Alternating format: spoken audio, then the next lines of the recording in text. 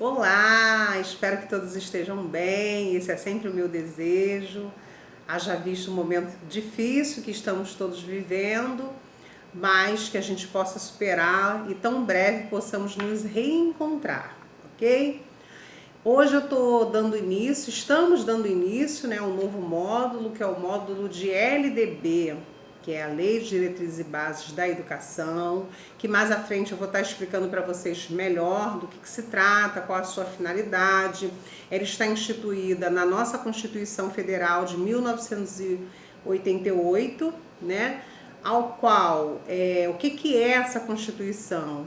É um conjunto de regras, né, que normatizam o funcionamento de um Estado, vamos assim dizer, de um país, onde enumera e limita determinados poderes e funções de uma entidade política, ok? E nós vamos estar aqui nos atendo aos artigos que são ligados à educação, que são o artigo 205 até o 208, tá? Porém, todavia, vocês vão observar aí no material de vocês, desculpa, na apostila, que o 207 ele foi suprimido. Por qual motivo? Porque ele versa sobre as universidades, né? E como a nossa formação é da educação básica, vamos assim dizer, da educação infantil até o ensino fundamental, né? Então, para a gente, nesse momento, não seria interessante abordar sobre esse assunto. Então, por esse motivo, vocês vão observar que o artigo 207 não está no material de vocês, ok? Mas fiquem tranquilos que vocês podem acessar também a todo momento, até porque é um módulo assim de grande importância para a nossa formação, porque ele é muito cobrado e exigido nos concursos públicos, principalmente, né? Então é importante que a gente realmente esteja sempre atento, lendo, tá? Porque realmente ele é muito cobrado, é de muito peso nesses concursos, ok? Então eu peço para vocês, né? Vou dar um minutinho para vocês aí pegarem o material, tá? Para que vocês possam estar acompanhando, para que a gente possa estar elucidando as dúvidas, né?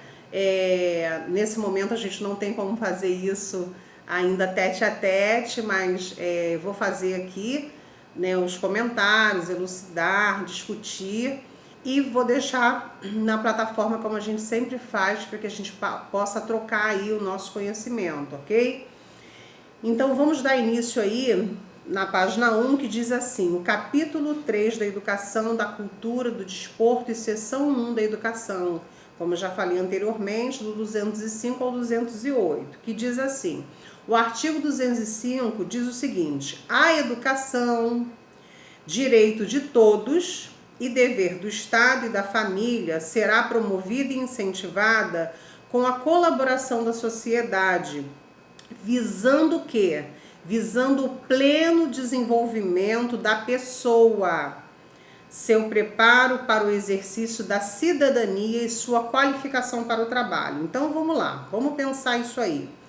A primeira proposta, né, da nossa Constituição, da nossa LDB, que é a mais vigente, é a 93, 94 de 96, depois a gente vai falar melhor sobre ela, como eu já falei, diz assim: a educação, direito de todos, ou seja, né, todos nós, né, aqui está falando de Constituição Federal brasileira, então todos nós brasileiros, porque aí vai entrar a questão também dos estrangeiros, enfim, aí precisa seja uma outra forma. Então eu estou falando de nós, né, naturais, não só do Rio de Janeiro, que é toda a Constituição a nível Brasil, diz que a gente tem esse direito à educação, né? Todos nós temos esse direito.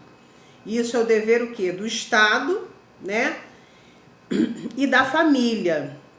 Ou seja, o Estado tem que oferecer, né, a possibilidade de ingresso do indivíduo à educação, seja ela pública ou privada, tá? Mas no sentido privado aí já fica realmente por escolha da família, né? Sabendo que o ensino público é gratuito, ok? Porém não é obrigatório, somos nós que fazemos a escolha de matricular, né, o filho, enfim, no ensino público ou privado, tá? Mas ele rege toda a educação, independente de ser da escola pública ou privada, ok? Então diz que é dever do Estado, né, oferecer as vagas, o acesso à educação, e da família, que é de ir lá, matricular, né, e manter esse indivíduo na escola. E aí diz que será promovido e incentivado com colaboração da sociedade, visando ao pleno desenvolvimento. Então, quando a gente fala aí de desenvolvimento pleno, a gente está falando de várias questões, né?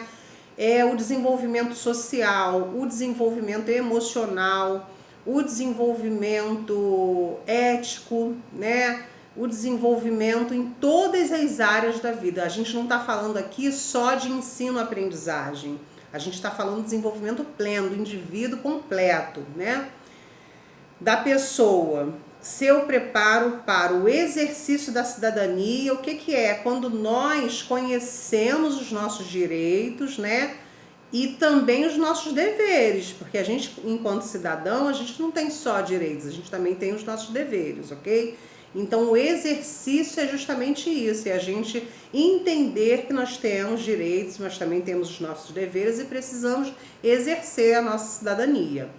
E a sua qualificação para o trabalho, até porque, né, a educação básica, ela visa justamente isso, dar uma educação para que o indivíduo possa ingressar, né, no mercado de trabalho, ok?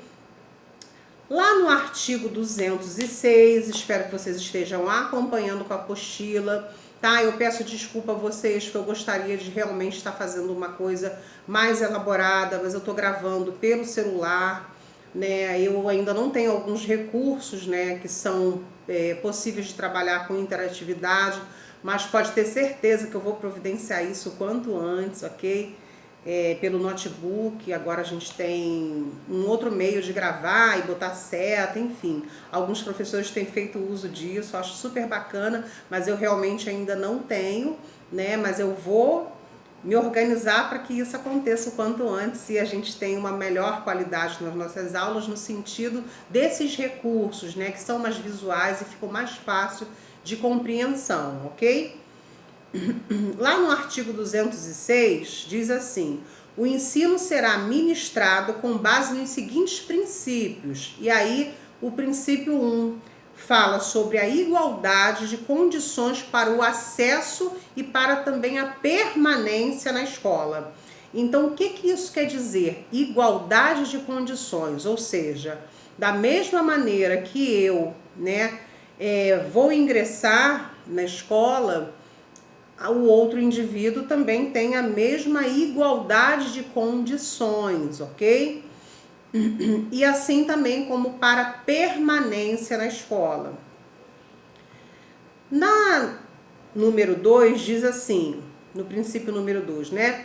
Liberdade de aprender, ensinar, pesquisar e divulgar o pensamento, a arte e o saber, ou seja, né, o direito que o indivíduo tem realmente e a sua liberdade, até porque hoje a gente observou já em outros módulos os quais a gente trabalhou, que a BNCC ela vem justamente, né, para normatizar e para deixar claro que aprender é um direito do indivíduo, né?